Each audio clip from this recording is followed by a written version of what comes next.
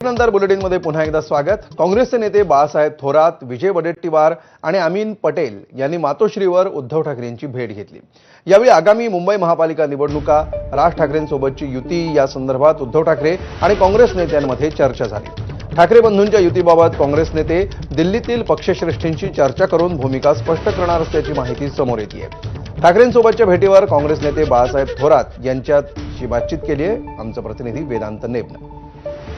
सतीश पाटील ते नाव ते आता लीडर आहेत विधान परिषदेमधले, काँग्रेसचे जे पक्ष नेते असतात ते तिथे आहेत विधान परिषदेमध्ये।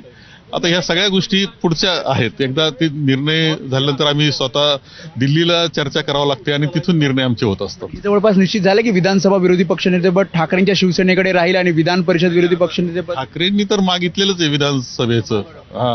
विधान परिषद मिळालं पाहिजे असंच आमचं मत आहे। विधान परिषदेमध्ये आमचं संख्याबळ आहे, परंतु या व्यतिरिक्त सुद्धा आज दोन्ही विषय ओपन आहेत सध्या तसे। शेवटचा प्रश्न, राज ठाकरे आणि उद्धव ठाकरे हे सोबत येतात, काँग्रेसची नेमकी काय भूमिका असणार? कारण तुम्ही असं म्हटलं की स्थानिक स्वराज्य संस्थांच्या निवडणुकांबाबत सुद्धा चर्चा झाली।